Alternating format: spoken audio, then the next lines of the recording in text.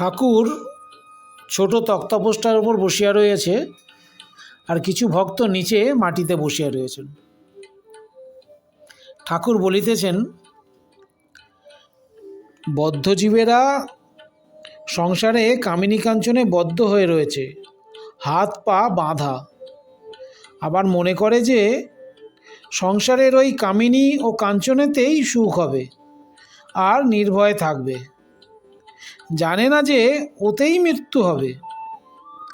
বদ্ধজীব যখন মরে তার পরিবার বলে, তুমি তো চললে, আমার কি করে গেলে? আবার এমনই মায়া যে প্রদীপটাতে বেশি সলতে চললে বদ্ধজীব বলে, তেল পুড়ে যাবে, সলতে কমিয়ে দাও। এদিকে মৃত্যুশয্যায় শুয়ে রয়েছে।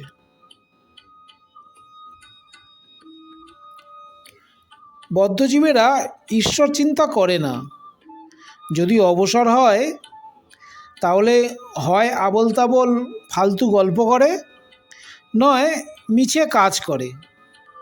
জিজ্ঞাসা করলে বলে, আমি চুপ করে থাকতে পারি না, তাই বেড়া বাঁধছি। হয়তো সময় কাটে না দেখে তাস খেলতে আরম্ভ করে। সকলেই স্তব্ধ হইয়া শুনিতেছেন। একজন ভক্ত জিজ্ঞাসা করলেন, মহাশয়, এইরূপ সংসারী জীবের কি উপায় নাই? ঠাকুর শ্রী রামকৃষ্ণ বললেন, অবশ্য উপায় আছে। মাঝে মাঝে সাধুসঙ্গ, আর মাঝে মাঝে নির্জনে থেকে ঈশ্বর চিন্তা করতে হয়, আর বিচার করতে হয়। তার কাছে প্রার্থনা করতে হয়, আমাকে ভক্তি দাও, বিশ্বাস দাও। বিশ্বাস হয়ে গেলেই হলো। বিশ্বাসের চেয়ে আর জিনিস নাই।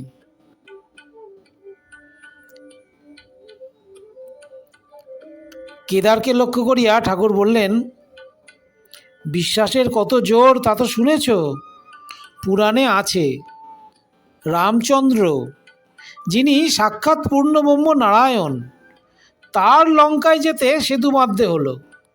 কিন্তু হনুমান রাম নামে বিশ্বাস করে লাফ দিয়ে সমুদ্রের পাড়ে গিয়ে পড়ল, তার সেতুর দরকার হয় নাই।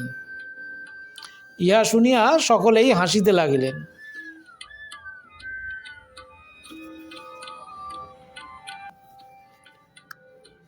ঠাকুর আবার বলতে লাগিলেন,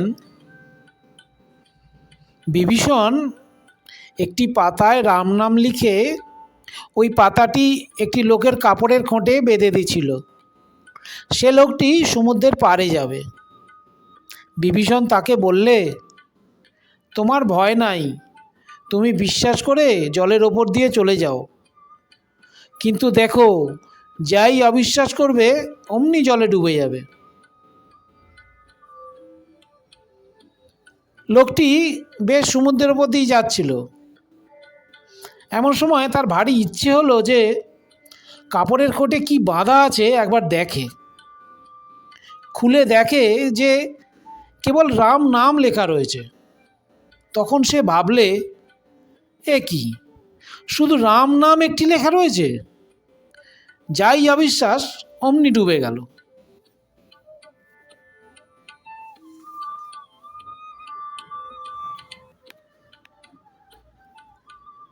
ঠাকুর বলছেন, যার ঈশ্বরে বিশ্বাস আছে সে যদি মহাপাতক করে, গো ব্রাহ্মণ স্ত্রী হত্যা করে, তবুও ভগবানে এই বিশ্বাসের বলে ভারী ভারী পাপ হতে উদ্ধার হতে পারে। সে যদি বলে আর আমি এমন কাজ করব না, তার কিছুতেই ভয় হয় না। এই বলিয়া ঠাকুর গান ধরিলেন, আমি দুর্গা দুর্গা বলে মা যদি মরি, আখেরে এ দিনে না তারও কেমনে জানা যাবে গো শঙ্করী। নাসিগো ব্রাহ্মণ হত্যা করি ভ্রূণ, সুরাপান আদি বিনাশী নারী। এসব পাতক না ভাবি তিলেক, ব্রহ্মপদ নিতে পারি। আমি দুর্গা দুর্গা বলে মা যদি মরি।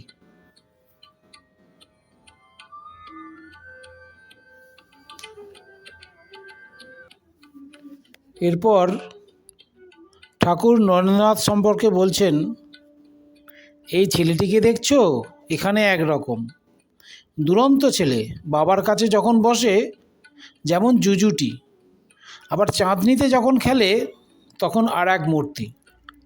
এরা নিত্যসিদ্ধের থাক, এরা সংসারে কখনো বদ্ধ হয় না, একটু বয়স হলেই চৈতন্য হয় আর ভগবানের দিকে চলে যায়।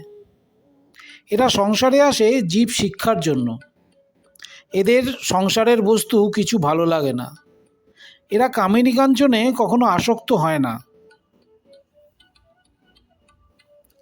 বেদে আছে হোমা পাখির কথা, খুব উঁচু আকাশে সে পাখি থাকে, সেই আকাশেতেই ডিম পাড়ে, ডিম পাড়লে ডিমটা পড়তে থাকে, কিন্তু এত উঁচু যে অনেক দিন থেকে ডিমটা পড়তে থাকে, ডিম পড়তে পড়তে ফুটে যায়, তখন ছানাটা পড়তে থাকে, পড়তে পড়তে তার চোখ ফোটে ও ডানা বেরোয়, চোখ ফুটলেই দেখতে পায় যে সে পড়ে যাচ্ছে, মাটিতে লাগলে একেবারে চুরমার হয়ে যাবে, তখন সে পাখি মার দিকে একেবারে চোঁচা দৌড় দেয় আর উঁচুতে উঠে যায়।